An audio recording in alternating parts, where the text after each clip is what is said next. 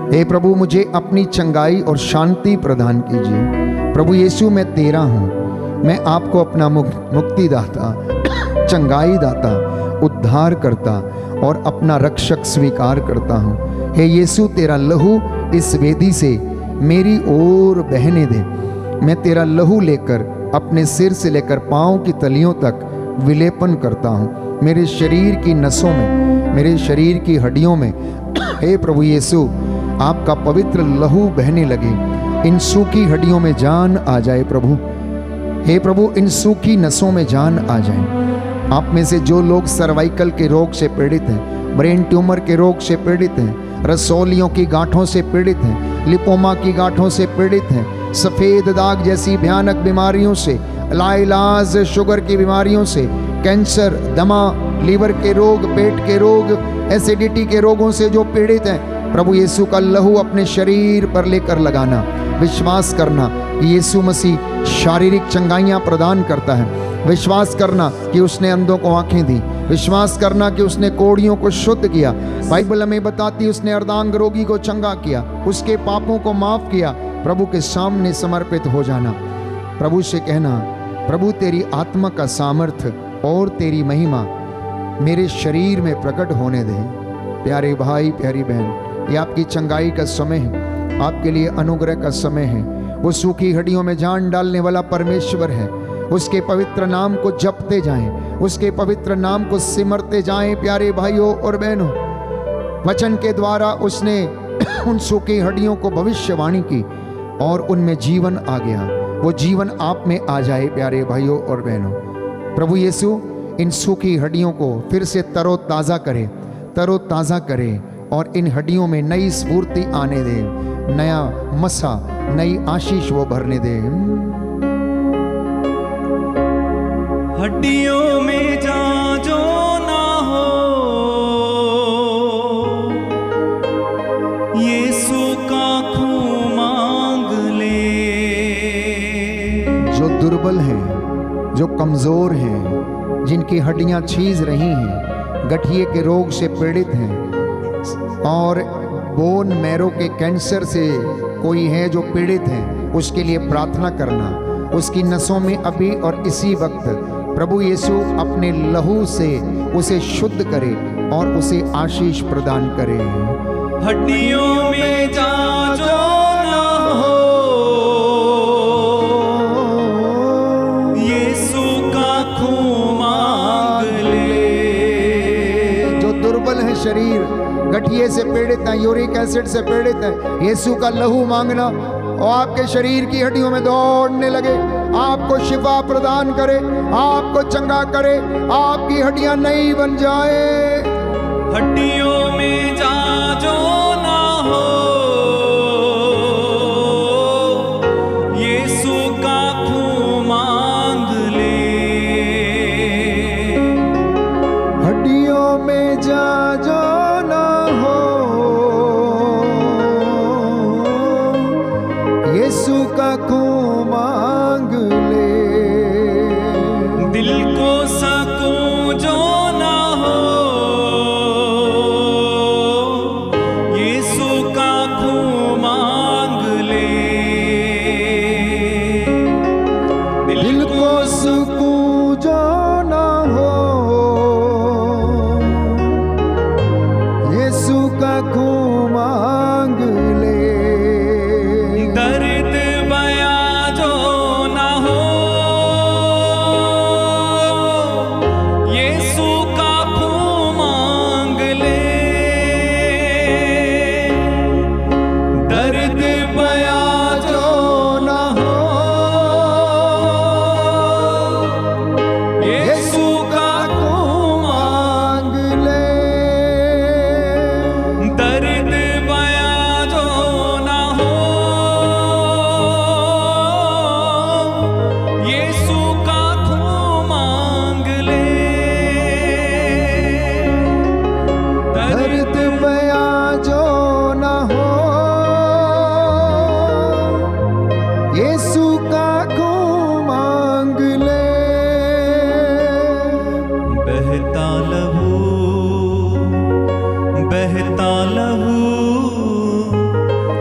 बहता लहू करता है पाप क्षमा,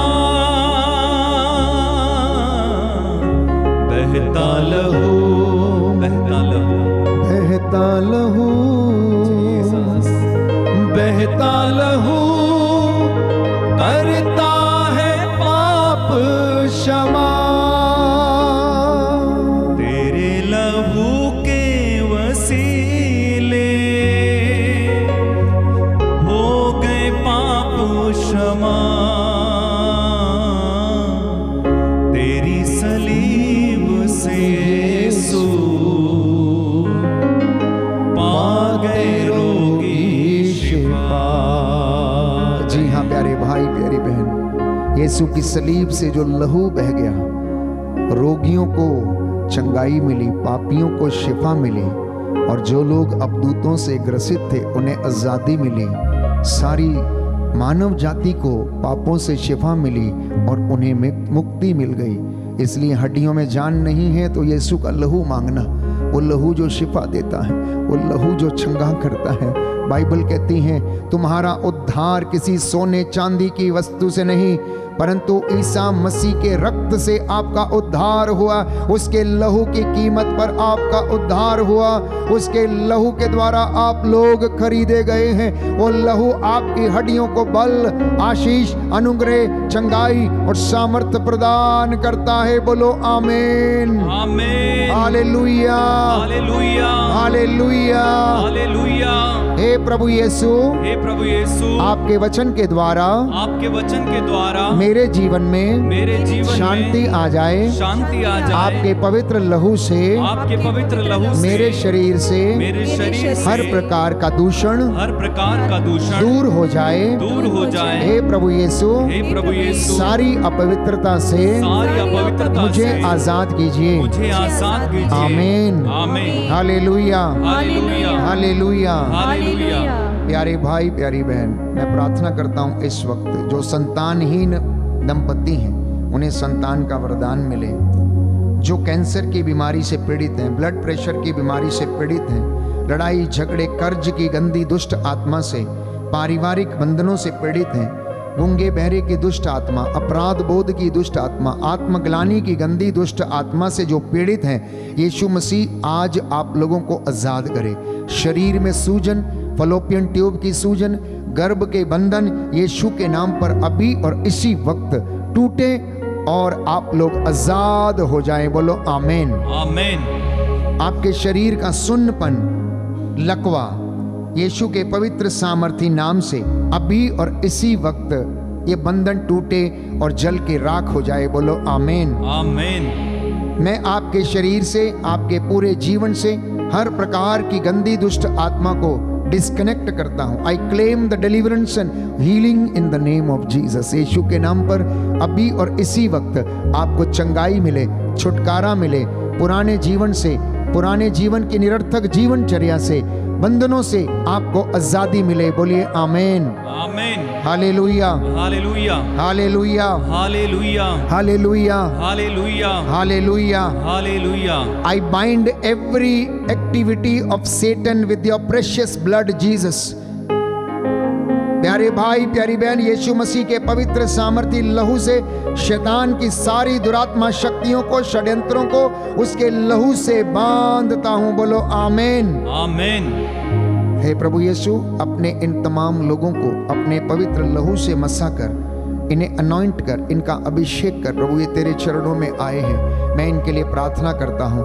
दया कर पिता परमेश्वर, दया कर, तेरा आत्मा इनके ऊपर अधिकार ले और इन्हें अपना अनुग्रह प्रदान कर। बोलिए आमीन, आमीन।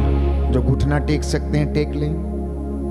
अपनी प्रार्थना को प्रभु के चरणों में रखना। अपनी प्रार्थना को प्रभु के चरणों में रखना। जो कष्ट में है, पीड़ा में है, मेरे साथ प्रार्थना करना। ईश्वर मुझ पर दया कर, मुझ पर दया कर। ईश्वर मुझ पर दया कर, मुझ पर दया कर। मुझ पर अत्याचार किया जाता है, मुझ पर अत्याचार किया जाता है। एक व्यक्ति व्यक्ति दिन भर तुझे तंग करता है, एक व्यक्ति दिन भर मुझे तंग करता है। मेरे शत्रु दिन भर मुझ पर अत्याचार करते हैं, मेरे शत्रु दिन भर मुझ पर अत्याचार करते हैं। मेरे विरोधियों की संख्या बड़ी है, मेरे विरोधियों की संख्या बड़ी है। सर्वोच्च प्रभु जब मैं डरने लगता हूँ, सर्वोच्च प्रभु जब मैं डरने लगता हूँ, तो तुझ पर भरोसा रखता हूँ, तो तुझ पर भरोसा रखता हूँ। मैं ईश्वर पर जिसकी प्रतिज्ञा की स्तुति करता हूँ, मैं ईश्वर पर उसकी प्रतिज्ञा की स्तुति करता हूँ। मैं ईश्वर पर भरोसा रखता हूँ और नहीं डरता, मैं ईश्वर पर भरोसा रखता हूँ और नहीं डरता। निरा मनुष्य मेरा क्या कर सकता है, मेरा मनुष्य मेरा क्या कर सकता है। वे दिन भर मेरी निंदा करते, वे दिन भर मेरी निंदा करते और मेरे विरुद्ध षड्यंत्र रचते हैं, और मेरे विरुद्ध षड्यंत्र रचते हैं। मुझे मारने के लिए वे मेरी घात में बैठे हैं, मुझे मारने के लिए वे मेरी घात में बैठे हैं, और पग पग पर मेरी निगरानी करते हैं, और पग पग पर मेरी निगरानी करते हैं। इतनी बुराई करने पर भी, इतनी बुराई करने पर भी क्या वे बच सकेंगे, क्या वे बच सकेंगे। प्रभु तेरा क्रोध उन राष्ट्रों का विनाश करे, प्रभु तेरा क्रोध उन राष्ट्रों का विनाश करे। मेरी विपत्तियों का विवरण, मेरी विपत्तियों का विवरण और मेरे आंसुओं का लेखा तेरे पास है, और मेरे आंसुओं का लेखा तेरे पास है। जिस दिन मैं तेरी दुहाई दूंगा, जिस दिन मैं तेरी दुहाई दूंगा, उस दिन मेरे शत्रुओं को पीछे हटना पड़ेगा, उस दिन मेरे शत्रुओं को पीछे हटना पड़ेगा। मुझे दृढ़ विश्वास है कि ईश्वर मेरे साथ है, मुझे दृढ़ विश्वास है कि ईश्वर मेरे साथ है। ईश्वर पर जिसकी प्रतिज्ञा की स्तुति करता हूँ, ईश्वर पर जिसकी प्रतिज्ञा की स्तुति करता हूँ, प्रभु पर जिसकी प्रतिज्ञा की स्तुति करता हूँ, प्रभु पर जिसकी प्रतिज्ञा की स्तुति करता हूँ। मैं ईश्वर पर भरोसा रखता हूँ और नहीं डरता, मैं ईश्वर पर भरोसा रखता हूँ और नहीं डरता। निरे मनुष्य मेरा क्या कर सकते हैं, निरे मनुष्य मेरा क्या कर सकते हैं। ईश्वर मुझे अपनी मन्नतें पूरी करनी है, ईश्वर मुझे अपनी मन्नतें पूरी करनी है। मैं तुझे धन्यवाद का बलिदान चढ़ाता हूँ, मैं तुझे धन्यवाद का बलिदान चढ़ाता हूँ, क्योंकि तूने मुझे मृत्यु से बचाया, क्योंकि तूने मुझे मृत्यु से बचाया। तूने मेरे पैरों को फिसलने नहीं दिया, तूने मेरे पैरों को फिसलने नहीं दिया, जिससे मैं जीवन की ज्योति में, जिससे मैं जीवन की ज्योति में प्रभु के सामने चलता रहूं, प्रभु के सामने चलता रहूं। Hallelujah, hallelujah, hallelujah, hallelujah, hallelujah, hallelujah, hallelujah. Hallelujah. समर्पित करना प्यारे भाई प्यारी बहन, समर्पित करना। पवित्र बाइबल हमें कहती है कि ईसा नाव से उतरकर गेरासीनियों के प्रदेश पहुंचे हैं, जो झील के उस पार गलीलिया के सामने है। ईसा ज्यों ही भूमि पर उतरे, उस नगर का एक अबदूतग्रस्त मनुष्य उनके पास आया। वो बहुत दिनों से कपड़े नहीं पहनता था और घर में नहीं मकबरों में रहता था। वो ईसा को देखकर चिल्ला उठा और दंडवत कर ऊंचे स्वर से बोला, ईसा सर्वोच्च ईश्वर के पुत्र, मुझसे आपको क्या? मैं आपसे विनती करता हूं, मुझे ना सताइए। क्योंकि ईसा अशुद्ध आत्मा को उस मनुष्य से निकल जाने का आदेश दे रहे थे। अशुद्ध आत्मा उसे बार बार लग जाता था और वश में रखने के लिए लोग उसे जंजीरों और बेड़ियों से जकड़ देते थे, किंतु वह अपने बंधनों को तोड़ देता था और अशुद्ध आत्मा उसे निर्जन स्थानों में ले जाया करता था। ईसा ने अबदूत से पूछा, तेरा नाम क्या है? उसने उत्तर दिया, सेना, क्योंकि उस मनुष्य में बहुत से अबदूत घुस आए थे। वे ईसा से अनुनय विनय करते रहे कि वे उनको अथाह गर्त में जाने का आदेश न दें। वहां पहाड़ी पर सूअरों का एक बड़ा झुंड चर रहा था। उन्होंने ईसा से विनती की कि वह उन्हें सूअरों में घुसने की अनुमति दे। ईसा ने अनुमति दे दी। तब अपदूत उस मनुष्य से निकलकर सूअरों में जा घुसे और वे झुंड तेजी से ढाल पर से झील में कूद पड़ा और डूबकर मर गया। प्यारे भाई, प्यारी बहन, एक मनुष्य को बचाने के लिए, एक मनुष्य की आत्मा को बचाने के लिए यीशु मसीह उस बड़े सूअरों के झुंड को भी कुर्बान कर देता है। हो सकता है उसका मालिक उनके द्वारा पैसा कमाता था, हो सकता है उन जानवरों की कीमत बहुत रही होगी, लेकिन इस बात की वो परवाह नहीं करता है। यीशु मसीह के लिए वो आत्मा, प्यारे भाइयों और बहनों, महत्वपूर्ण है। यीशु मसीह के लिए आप महत्वपूर्ण हैं। यीशु मसीह के लिए आपकी बेटी, आपका बेटा जो नशे में है, महत्वपूर्ण है। प्रार्थना करना, प्रार्थना करना। वहां से जब वो लौटे तो बाइबल कहती है लोगों ने उनका स्वागत किया, क्योंकि सभी उनकी प्रतीक्षा कर रहे थे। उस समय सभागृह का जेरुस नामक अधिकारी आया। ईसा को दंडवत कर उसने अनुनय विनय की वह उसके यहाँ चलने की कृपा करें, क्योंकि उसकी लगभग 12 बरस की इकलौती बेटी मरने पर थी। वे उसके साथ चले। रास्ते में भीड़ चारों ओर से उन पर गिरी पड़ती थी। एक स्त्री 12 बरस से रक्तस्राव से पीड़ित थी। कोई भी उसे स्वस्थ नहीं कर सका था। उसने पीछे से आकर ईसा की चादर का पल्ला छू लिया और उसका रक्तस्राव उसी क्षण बंद हो गया। ईसा ने कहा, किसने मेरा स्पर्श किया? सबों के इनकार करने पर पेतरुस बोला, गुरुवर, चारों ओर से लोग आपको घेर लेते और आप पर गिरे पड़ते हैं। ईसा ने कहा, किसी ने अवश्य मेरा स्पर्श किया है। मैंने अनुभव किया कि मुझसे शक्ति निकली है। यह समझकर कि मैं छिप नहीं सकती, वो स्त्री डरती कांपती हुई आई और उन्हें दंडवत कर उसने सबों के सामने बताया कि मैंने क्यों उनका स्पर्श किया और मैं कैसे उसी क्षण स्वस्थ हो गई। ईसा ने उससे कहा, बेटी, बेटी, बेटी, ओ बेटी, तुम्हारे विश्वास ने तुम्हें चंगा कर दिया है। शांति प्राप्त कर घर जाओ। आपके विश्वास ने आपको चंगा कर दिया है। प्यारे भाई, प्यारी बहन, ये वचन आपके लिए है।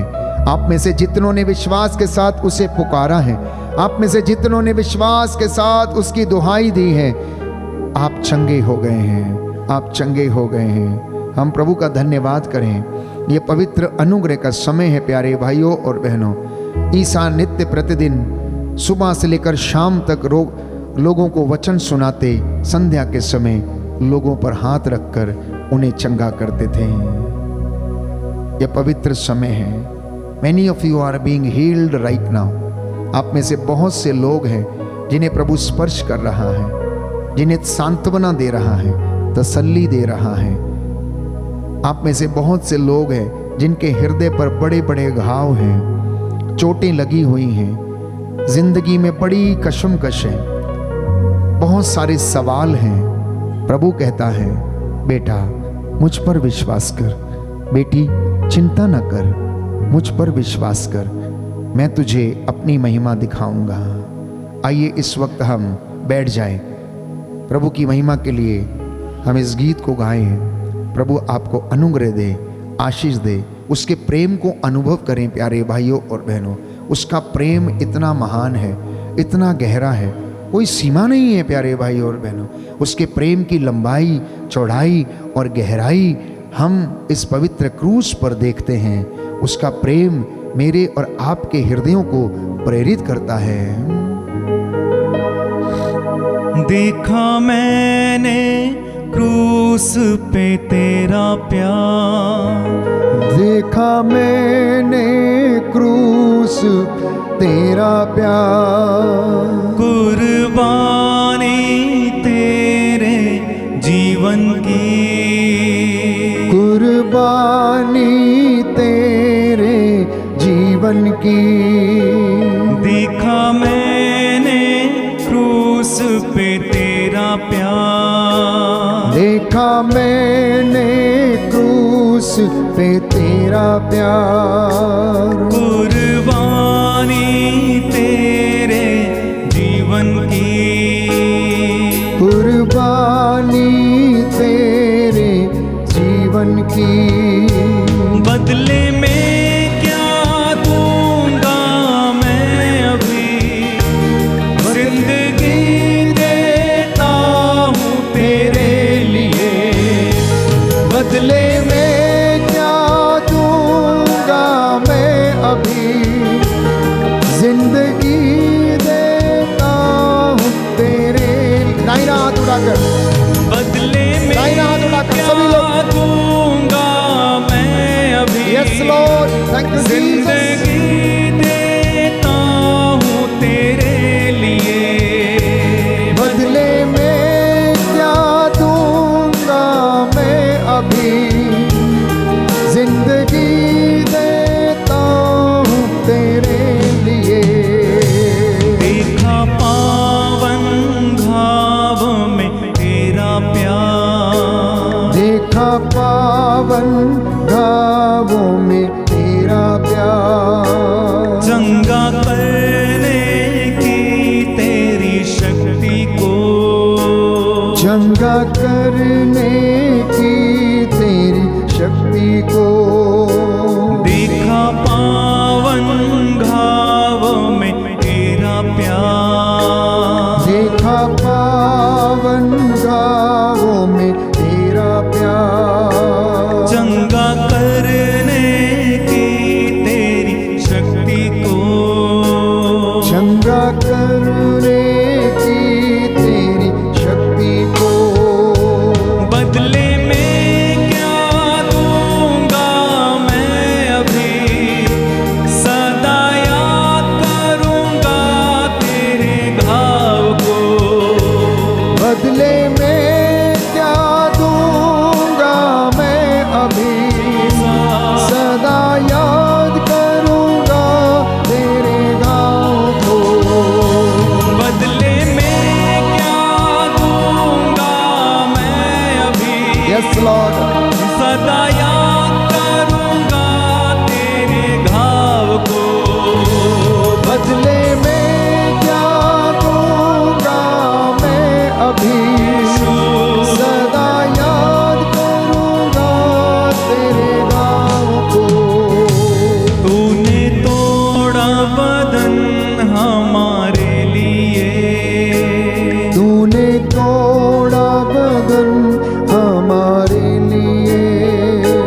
तू बहाया पावन लहू तेरा, तू बहाया पावन लहू तेरा।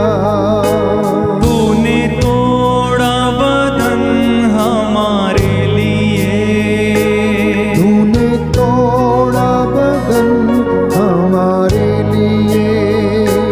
तू बहाया पावन लहू तेरा। तू बहाया पावन। अपने हाथों को प्रभु की ओर बढ़ा के, बदले में क्या दूंगा मैं अभी, मेरा बल देता हूँ तेरे लिए। बदले में क्या दूंगा मैं अभी, मेरा बल देता हूँ तेरे लिए। बदले में क्या दूंगा मैं अभी, मेरा बल देता हूँ तेरे।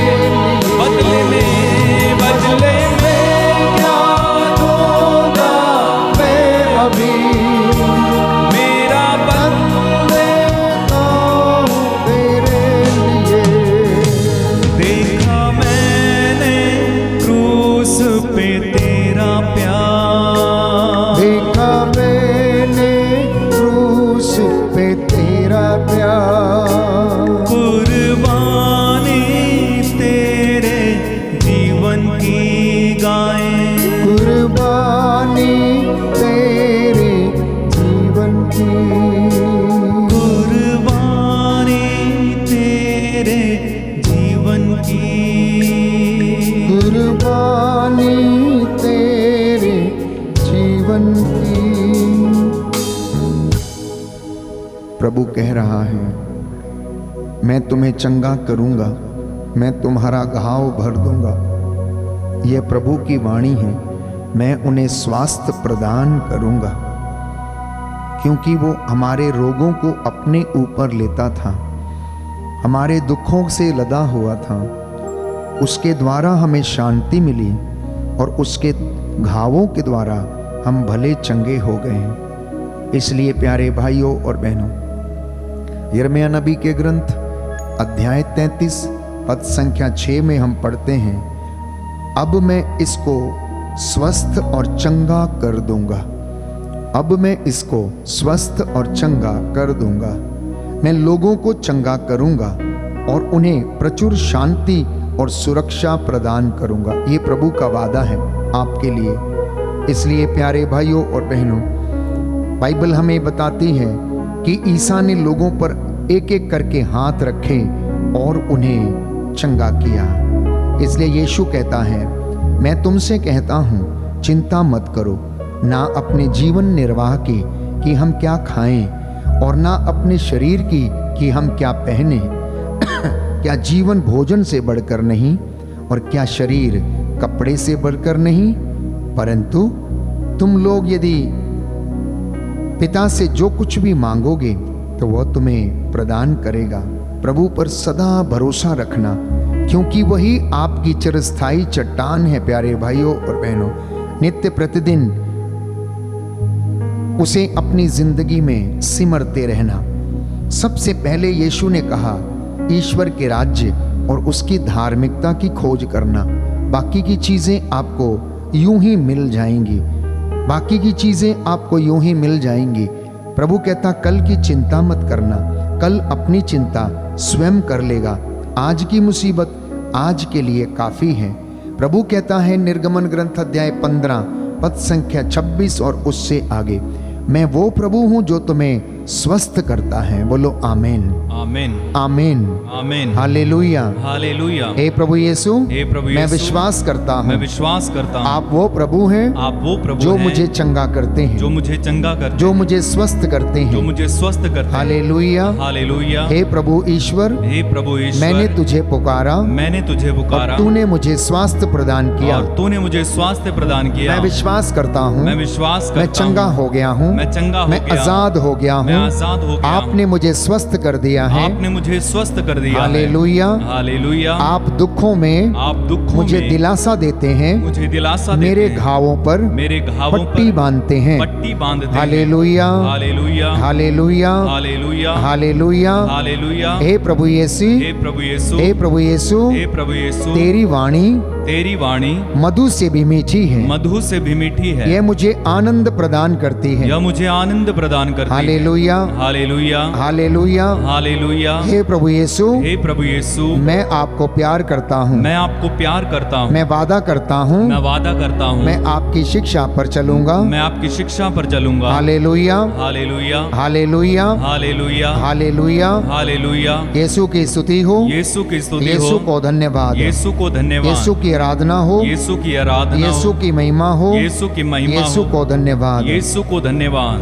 प्रियजनों, बाइबल कहती है लूकस के सुसमाचार अध्याय 6 पद संख्या 19, Gospel of Saint Luke chapter 6 verse 16, सभी लोग ईसा को स्पर्श करने का प्रयत्न कर रहे थे। सुनना ध्यान से, सभी लोग ईसा को स्पर्श करने का प्रयत्न कर रहे थे, क्योंकि उनसे शक्ति निकलती थी और सबको चंगा करती थी।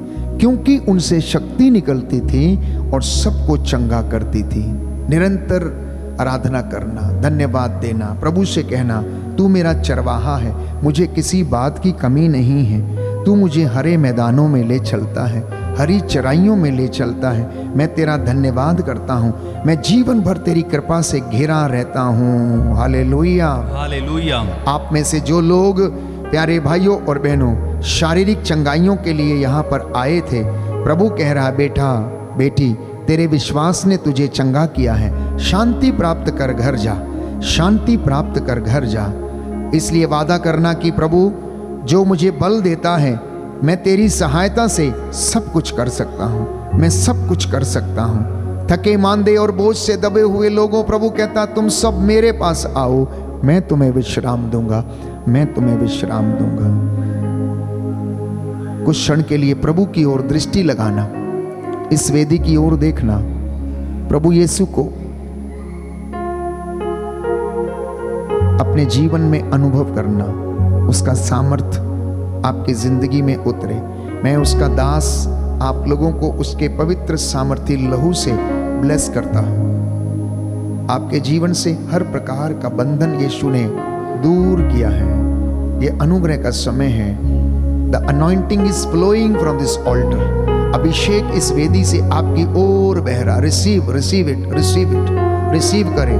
अपने जीवन से बुराइयों को झिड़कें, अपने जीवन से गंदगी को दूर करें, अपने जीवन से अपवित्रता को दूर करें, अपने जीवन से अश्लीलता को दूर करें, अपने जीवन से बुराइयों को दूर करें, अपनी आंखों से अविश्वास का पर्दा दूर करें, अपने बच्चों को, अपने जीवन को, अपने परिवार को समर्पित करना।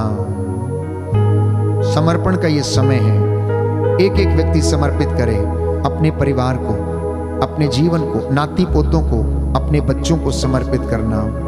हम सोचते हैं कि जो हम कर रहे हैं वो सब अच्छा है, लेकिन यीशु कुछ और चाहता है। समर्पण का ये समय है,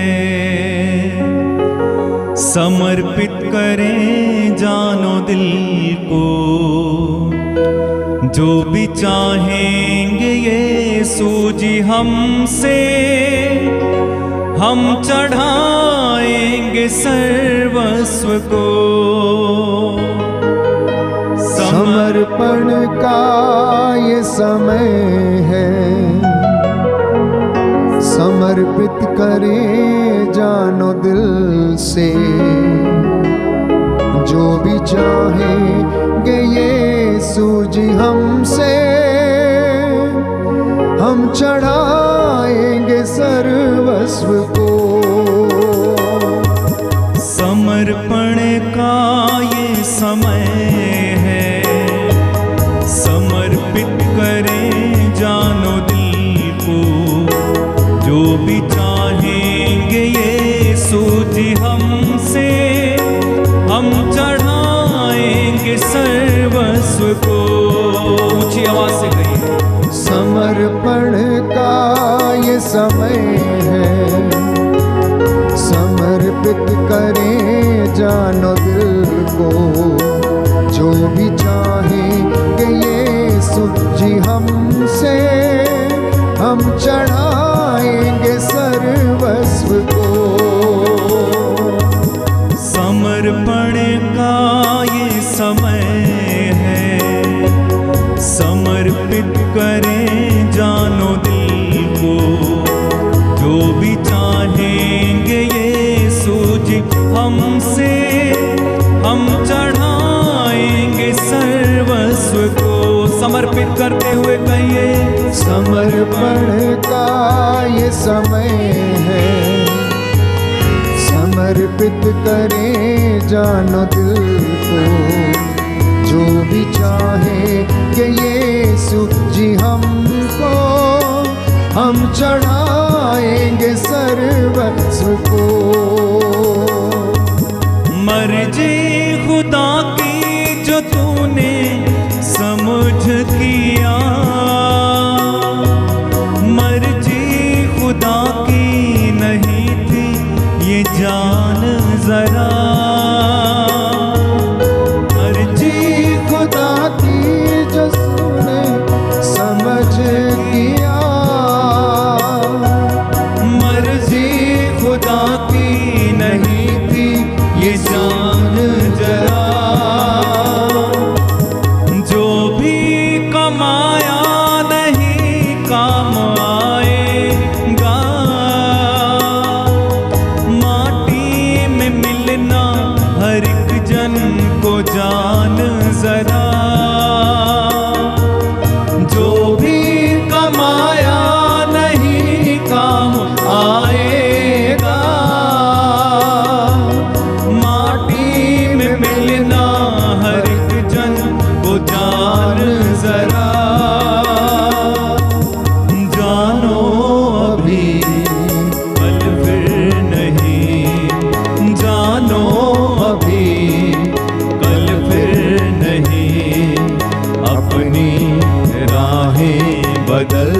सहारा लो, ईश्वर की राहें अपना लो।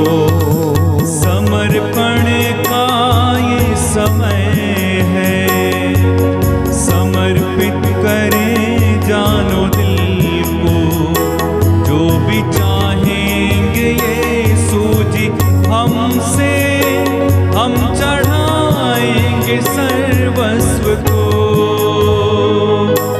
समर्पण का ये समय है, समर्पित करें, समर्पित करें जान दिल को, जो भी चाहेंगे यीशु जी हमसे, हम चढ़ाएंगे सर्वस्व। और एक बात पूरा चर्च सभी मिलकर लोग गाएंगे, समर्पण का ये समय। समर्पित करो, समर्पित करो, बच्चों को समर्पित करो, भाई बहनों को समर्पित करो, बहू बेटियों को समर्पित करो, अपनी नौकरी पेशे को समर्पित करो, अपने बिजनेस को समर्पित करो। समर्पण का ये समय है, समर्पित करें जान दिल को, जो भी चाहेंगे यीशु जी हमसे, हम चढ़ाएंगे सर्वस्व को, हम चढ़ाएंगे सर्वस्व को, हम चढ़ाएंगे सर्वस्व को।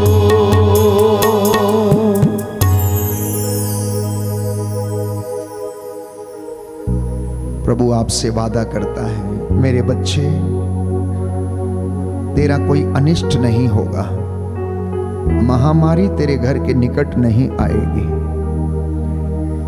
प्रभु कहता है, तेरा कोई अनिष्ट नहीं होगा, महामारी तेरे घर के निकट नहीं आएगी। तुम्हारे चेहरे पर फिर हंसी खिल उठेगी और तुम्हारे होंठ आनंद के गीत गाएंगे। ये प्रभु का वादा है, ये प्रभु का वादा है प्यारे भाइयों और बहनों। प्रभु कहता है अय्यूब के ग्रंथ अध्याय 8 पद संख्या 7 में, तेरा भविष्य उज्जवल होगा और तेरी पिछली दशा तुझे बहुत साधारण लगेगी। तेरी पिछली दशा तुझे बहुत साधारण लगेगी, तेरा भविष्य उज्जवल होगा। आप में से बहुतों को प्रभु ने छुआ, बहुतों के बंधनों को तोड़ा। भविष्य में आने वाले दिनों में वो आपको ये सारी महिमा दिखाने के लिए जा रहा है। बोलो आमीन, आमीन।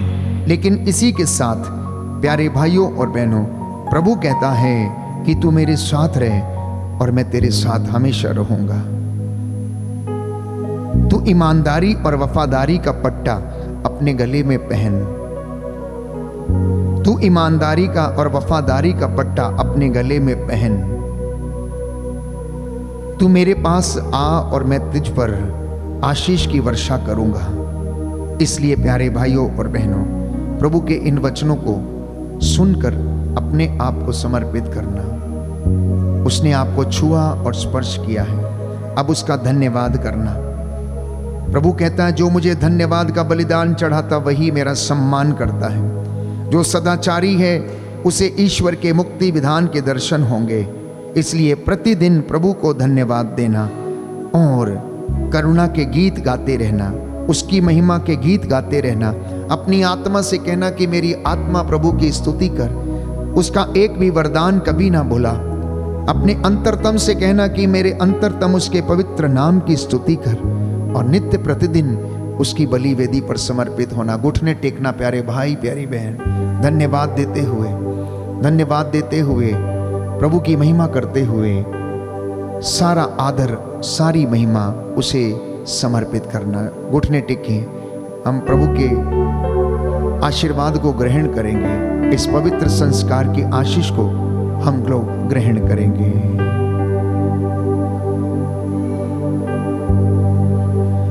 पवित्र परम प्रसाद की आराधना हो, स्तुति हो, महिमा हो सदा सर्वदा। सर्वदा। पवित्र परम प्रसाद की आराधना हो, स्तुति हो, महिमा हो सदा सर्वदा। पवित्र परम प्रसाद की आराधना हो, स्तुति हो, महिमा हो सदा सर्वदा। पवित्र परम प्रसाद की आराधना हो, स्तुति हो, महिमा हो सदा सर्वदा। सदा सर्वदा।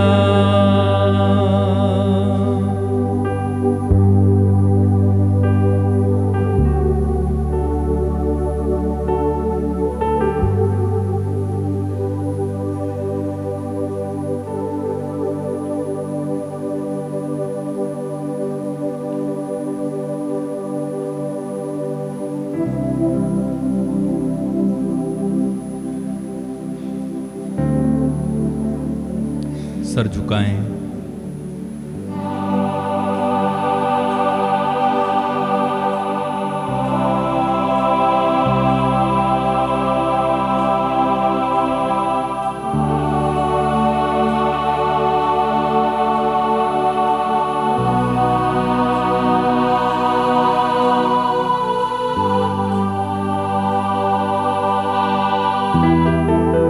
जोरदार तालियां बजाएं, प्रभु को धन्यवाद दें सारी आशीषों के लिए। जोर से तालियां बजाएंगे और इस समय हम खड़े होकर प्रभु का धन्यवाद करेंगे।